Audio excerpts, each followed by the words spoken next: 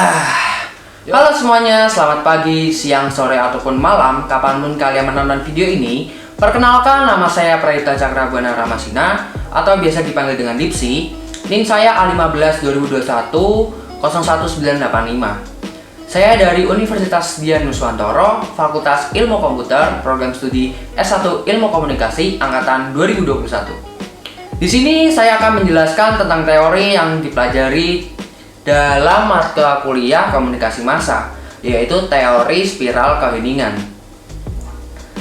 Teori spiral keheningan sendiri adalah sebuah teori media yang lebih memberikan perhatian pada pandangan mayoritas dan menekan pandangan minoritas. Mereka yang berada di pihak minoritas cenderung kurang tegas dalam mengungkapkan pandangannya, karena seseorang yang berada posisi minoritas sering perlu menyembunyikan sesuatu atau pendapatnya ketika berada dalam kelompok mayoritas. Sebaliknya, mereka yang berada di pihak mayoritas akan merasa percaya diri dengan pengaruh dari pandangan mereka yang terdorong untuk menyampaikan kepada orang lain. Maka dari itu, hal ini berangkat dari asumsi akan adanya ketakutan dari individu-individu akan isolasi dari masyarakat. Ketakutan itu muncul jika individu-individu mempunyai opini yang berbeda, bahkan berseberangan dengan opini mayoritas masyarakat. Individu yang opininya berbeda dengan mayoritas masyarakat akan cenderung bungkam atau silence karena takut akan isolasi yang mungkin diterimanya. Karena takut akan isolasi yang mungkin diterimanya, secara sosiologis teori spiral keheningan ini mengakui bahwa ketakutan individu akan isolasi ini hanya berlaku pada masyarakat kurang terdidik dan kurang mampu. Maksudnya orang yang kurang mampu, irasional, dan tidak memiliki dedikasi untuk mengemukakan pendapatnya secara bebas dan bertanggung jawab. Teori ini dikemukakan oleh Elisabeth Noelle Neumann, seorang ilmuwan politik asal Jerman, lewat tulisannya yang berjudul The Spiral of Silence. Spiral keheningan ini dibangun dengan 4 unsur pokok. Yang pertama itu ada media massa.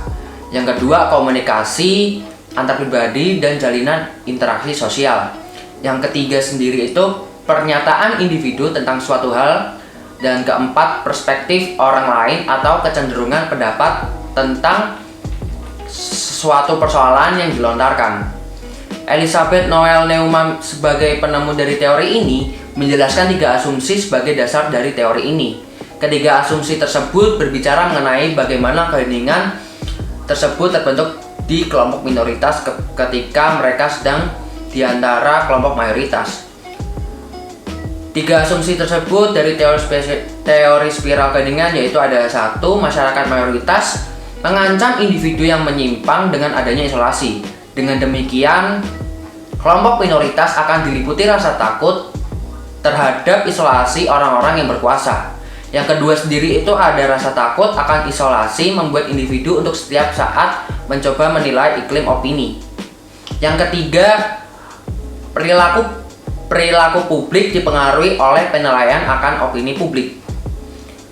Begitu juga dengan peran media. Media ini berfungsi menyebarluaskan opini publik yang menghasilkan pendapat atau pandangan yang dominan. Sementara individu dalam menyampaikan pandangannya akan bergantung pada pandangan yang dominan.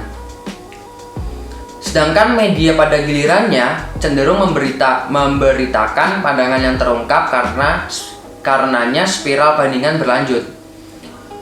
Noelle Neumann memaparkan bahwa media tidak memberikan interpretasi yang luas dan seimbang terhadap peristiwa sehingga masyarakat memiliki pandangan terhadap realitas secara terbatas dan sempit.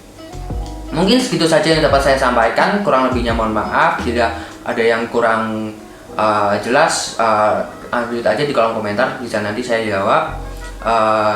Mungkin segitu saja yang bisa saya sampaikan. Terima kasih telah menonton dan sampai jumpa. Keep driving safe and goodbye.